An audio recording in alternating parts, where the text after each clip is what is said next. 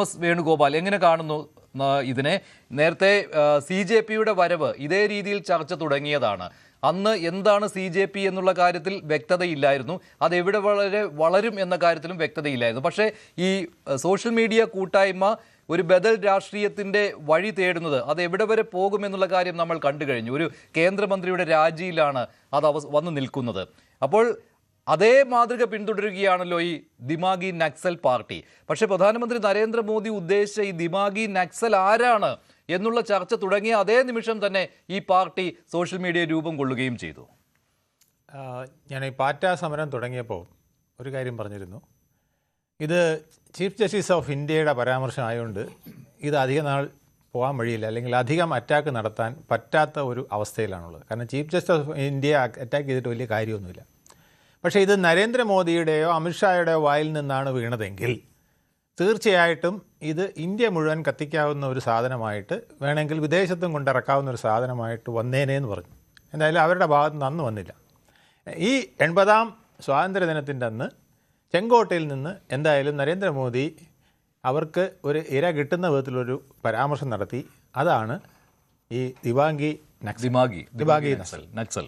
ഈ ദിമാഗി നക്സൽ എന്ന് പറയുന്നത് അദ്ദേഹം പറഞ്ഞ കാര്യം വളരെ സത്യമാണ്. നരേന്ദ്രമോദി ഒരു കാര്യം പറയുന്നെങ്കിൽ അതിൻ്റെ ബേസിക് കാര്യങ്ങൾ അറിഞ്ഞിട്ടായിരിക്കും പറയുന്നത്. കാരണം അദ്ദേഹത്തിൻ്റെ കയ്യിൽ ഇന്ത്യയിലെ ഇൻ്റലിജൻസ് വിഭാഗത്തിൻ്റെ മുഴുവൻ റിപ്പോർട്ടുകളും കയ്യിലുണ്ട്. ഇപ്പോൾ നക്സലുകൾ എന്ന് പറയുന്നതായിരുന്നു ആദ്യത്തെ ആയുധ ഏന്തിയ നക്സലായിരുന്നു ഏറ്റവും വലിയ പ്രശ്നം. 2018 126 ജില്ലകളിൽ നക്സൽ ബാധിത പ്രദേശങ്ങളായിരുന്നു. അത് 2022 അത് 80ഓളമായിട്ട് കുറഞ്ഞു. 2025 അത് വെറും 8 കുറഞ്ഞു. 2026 ആയുധധാരികളായ നക്സലുകളുടെ അല്ലെങ്കിൽ നക്സൽ ബാധിത ജില്ല എന്ന് പറയുന്നത് 0 ആയി തീർന്നു. അതുകൊണ്ടാണ് അദ്ദേഹം പറഞ്ഞത് അതിനേക്കാൾ വലിയ ശക്തികൾ ഇനിയും ഇവിടെ നിലനിൽപ്പുണ്ട്.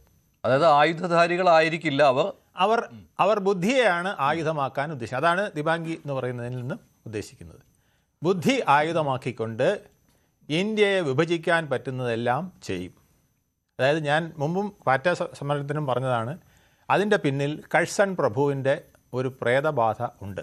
കഴ്സൺ പ്രഭുവിൻ്റെ ഒരു നോട്ട് വളരെ പ്രസിദ്ധമാണ്: ഇന്ത്യക്കാർ ഒന്നിച്ചു നിന്നാൽ അവരെ പിടികൂടുക പ്രയാസമാണ്, ഇന്ത്യക്കാർ വിഭജിച്ച് നിന്നാൽ അവരെ കീഴടക്കാൻ എളുപ്പമാണ്. അന്ന് മുതൽ തുടങ്ങിയ ഈ വിഭജന തന്ത്രം സ്വാതന്ത്ര്യസമരത്തിന് ശേഷവും സ്വാതന്ത്ര്യം കിട്ടിയതിന് ശേഷവും ഇവിടെ തുടർന്നുകൊണ്ടിരിക്കുന്നു എന്നുള്ളത് പല വിധത്തിൽ നമ്മൾ കണ്ടതാണ്. ഇത് ഞാൻ പറഞ്ഞു, ഈ അർബൻ നക്സൽ എന്നുള്ളൊരു പ്രയോഗം ഉണ്ടായിരുന്നു. പക്ഷേ ആരാണ് അർബൻ നക്സൽ എന്നതിനെക്കുറിച്ച് പാർലമെന്റിൽ പോലും ഇത് ഒന്ന് നിർവചിക്കുവാൻ ആവശ്യപ്പെട്ടപ്പോൾ അതിന് പ്രത്യേക നിർവചനമില്ല എന്നുള്ള മറുപടിയാണ് കേന്ദ്ര സർക്കാരിൻ്റെ ഭാഗത്തുനിന്ന് കിട്ടിയത്.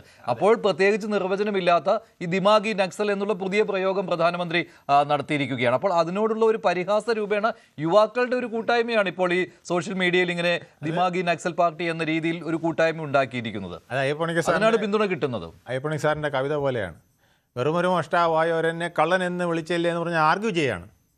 ഇപ്പം തിരിച്ചാണ്, വെറുമൊരു രാജ്യദ്രോഹിയായ എന്നെ രാജ്യദ്രോഹി എന്ന് വിളിച്ചോളൂ, വെറുമൊരു മതവാദിയായ എന്നെ തീവ്രവാദി എന്ന് വിളിച്ചോളൂ എന്ന് പറയുന്നത് പോലെ ഇപ്പോൾ ദിമാഗി നക്സൽ എന്ന് പറയുന്നത് ഞങ്ങൾക്ക് ഭൂഷണമാണ് എന്ന് പറയുന്ന ഒരു പുതിയ സംഗീതം ഉണ്ടാക്കിയിരിക്കണം. ഒന്നും ചെയ്യാൻ പറ്റില്ല. ദേശദ്രോഹികളാണ് താങ്കൾ ഉദ്ദേശിക്കുന്നത്? ദേശദ്രോഹികൾ ഉണ്ട് എന്നുള്ളത് വ്യക്തമാക്കുന്നതാണ് നരേന്ദ്രമോദിയുടെ സംഭാഷണം. അദ്ദേഹം പകുതി പറഞ്ഞു വിട്ടിരിക്കുന്നത് അതിനാണ്, ബാക്കി നിങ്ങൾക്ക് പറയാം. അതിൽ പ്രധാനപ്പെട്ടൊരു കാര്യമുണ്ട്. FCRA എന്ന് പറഞ്ഞ ഒരു സാധനം പാർലമെൻറ്റിൽ വരാതിരിക്കാൻ പാർലമെൻറ്റിനകത്തും പാർലമെൻറ്റിന് പുറത്തും ഒരുപോലെ, പുറത്ത് പാറ്റകൾ അകത്ത് ഈച്ചകൾ, അങ്ങനെ ഭംഗിയായ ഒരു സമരമാണ് നടന്നുകൊണ്ടിരുന്നത്. ഈ സമരം പാർലമെൻറ്റിൻ്റെ 17 ദിവസവും മിണ്ടാൻ സമ്മതിക്കാത്ത വിധത്തിൽ കൊണ്ടുപോയി. അതായത് FCRA ബില്ലിനെ കുറിച്ച് ചർച്ച വരരുത്, ഡീലിമിറ്റേഷനെ കുറിച്ച് ചർച്ച വരരുത്. ഈ 2 കാര്യങ്ങളാണ് ഇതിന്. ഇപ്പം മുമ്പ് പ്രതിപക്ഷത്തിനെ മാത്രം പിടിച്ചാൽ പല കാര്യങ്ങളും ചെയ്യാൻ പറ്റുന്നു. കർഷക സമരമായാലും മറ്റ് വോട്ട് ചോരിയായാലും ഏതെങ്കിലുമൊക്കെ പ്രശ്നങ്ങൾ സംബന്ധിച്ച് കോൺഗ്രസിനെയും ഇന്ത്യ മുന്നണിയെയും പിടിച്ച് കാര്യങ്ങൾ നടത്താമായിരുന്നു.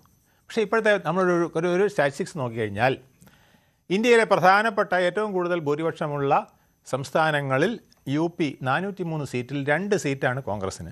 വെസ്റ്റ് ബംഗാളിൽ 294-ൽ 2 സീറ്റാണ് കോൺഗ്രസ്സിന്. മഹാരാഷ്ട്ര 288 സീറ്റുള്ള മൂന്നാമത്തെ സംസ്ഥാനത്ത് 16 സീറ്റാണ് MLA മാർ. ബീഹാറിൽ 243-ൽ 6 സീറ്റ്, തമിഴ്നാട്ടിൽ 243-ൽ 5 സീറ്റ്.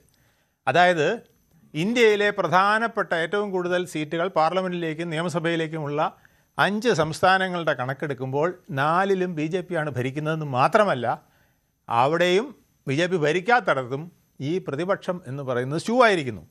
അപ്പോൾ ഡിവൈഡ് ആൻഡ് റൂളിന്റെ തമിഴ്നാട്ടിലെ കാര്യം താങ്കൾ പറഞ്ഞല്ലോ. തമിഴ്നാട്ടിലും 5 സീറ്റേ ഉള്ളന്നേ. പ്രധാന പ്രതിപക്ഷത്തിന് 5 സീറ്റേ ഉള്ളൂ.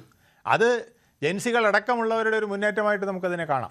അതുകൊണ്ടാണ് അതായത് 1462 സീറ്റിൽ 31 സീറ്റ് മാത്രമാണ് MLA മാർ മാത്രമാണുള്ളത്. അപ്പോൾ ഇതുകൊണ്ട് ഡിവൈഡ് ആൻഡ് റൂൾ വന്നേ പറ്റൂ. അതിന് ഏറ്റവും പറ്റിയ സാധനം FCRA ആണ്. FCRAയിൽ പിടി വീണാൽ ഇവിടുത്തെ ഒരുപാട് പേർക്ക് പ്രശ്നം വരും. 33,000-ഓളം NGOs ഇപ്പോൾ 16,000-17,000 മാറിയിട്ടുണ്ട്. അത് കാണിക്കുന്നത് വ്യാജന്മാരായ ഈ വിദേശ പണം തട്ടുന്നവർ ഒത്തിരി പേരുണ്ടായിരുന്നു. അവരുടെ കഴുത്തിൽ പൂട്ട് വീണിരിക്കുന്നു. അതായത് 33,000 പേര് 100 പേരെ ഇറക്കിയാൽ 3,30,000 പേരെ ഒരു സമരത്തിന് കൊണ്ടുവരാൻ പറ്റുന്ന വിധത്തിൽ ഉള്ള സജ്ജീകരണമുണ്ട്. അത് സോഷ്യൽ മീഡിയയിലാണെങ്കിൽ അത് 3 എന്നുള്ളത് 3 ലക്ഷം എന്നുള്ളത് 30 ലക്ഷമോ 300 ലക്ഷം ഒന്നും ആക്കുന്നതിന് വിഷമമില്ല. അതായത് കോൺഗ്രസ് ജനതാ പാർട്ടിയുടെ അതേ പാതയിൽ സംഘടിപ്പിക്കുവാൻ ഇവർക്ക് കഴിയും. ശ്രീ മോഹൻ വർഗീസ്, ഒരു തവണ ചൂടറിഞ്ഞതാണ് കേന്ദ്ര സർക്കാർ. ഇപ്പോൾ മോദിയുടെ പരാമർശം തന്നെ മറ്റൊരു സോഷ്യൽ മീഡിയ കൂട്ടായ്മയ്ക്ക് വിത്തിട്ടിരിക്കുകയാണ്. ശരിയാണ്, ഇത് പ്രതിപക്ഷ പാർട്ടികൾക്ക് അലോസരമുണ്ടാക്കുന്നതാണ്. ഇവരെങ്ങാനും തെരുവിലേക്ക് ഇറങ്ങിയാൽ പ്രതിപക്ഷ പാർട്ടികൾക്ക് അവരെ പിന്തുണയ്ക്കേണ്ടിയും വരും. ഇത് ജൻസികളുടെ മറ്റൊരു വിപ്ലവം അല്ലെങ്കിൽ മറ്റൊരു മൂവ്മെന്റ് എന്ന രീതിയിൽ തന്നെ കാണാമല്ലോ അല്ലേ ഈ പറയുന്ന ഏതാണ് ദിമാഗി നക്സൽ പാർട്ടി? ഞാൻ ആ ഒരു പ്രതിപക്ഷത്തിൻ്റെ ഒരു പെർസ്പെക്റ്റീവിൽ കാണാൻ സാധിക്കുന്നില്ല. BJP പെർസ്പെക്റ്റീവിലോ കോൺഗ്രസ് പെർസ്പെക്റ്റീവിലോ ഈ വിഷയം കണ്ടാൽ ശരിയാവില്ല എന്നാണ് എൻ്റെ വിനീതമായ അഭിപ്രായം. കാരണം ഇതൊരു സിംറ്റമാണ്. കോക്രോച്ച് ജനതാ പാർട്ടി എന്നതൊരു മാനിഫെസ്റ്റേഷനാണ്. ഒരു ഉള്ളിലുള്ള ഒരു വിഷയത്തിൻ്റെ, അതായത് ഒരു ഇന്നേറ്റ് ഇഷ്യൂ, അത് വളരെ ഉള്ളിലാണ്. ഒരു അസംതൃപ്തി ഉണ്ട് ഇവിടെ. പൊതുവേ ഉണ്ടാകുന്ന ഒരു അസംതൃപ്തി പ്രകടിപ്പിക്കാൻ വേണ്ടി അല്ലെങ്കിൽ പ്രതിഷേധം സ്വാഭാവിക സാമ്പ്രദായിക മാർഗം ഉപയോഗിച്ചുകൊണ്ട് പ്രതിപക്ഷങ്ങൾക്കത് പ്രകടിപ്പിക്കാൻ കഴിയാതെ വരുന്നു.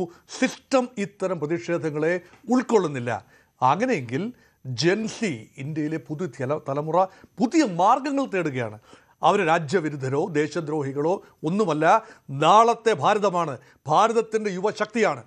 അവരെ വേണ്ട പോലെ കേൾക്കാൻ പ്രതിപക്ഷങ്ങളോ ഭരണപക്ഷമോ തയ്യാറായില്ല എങ്കിൽ പ്രതിഷേധത്തിൻ്റെ രൂപവും ഭാവവും മാറുന്നു. അങ്ങനെയാണ് സറ്റയറുകൾ ഉണ്ടാകുന്നത്. കൂടുതൽ വാർത്തകൾക്ക് News 18 Keralam YouTube channel subscribe ചെയ്യുക.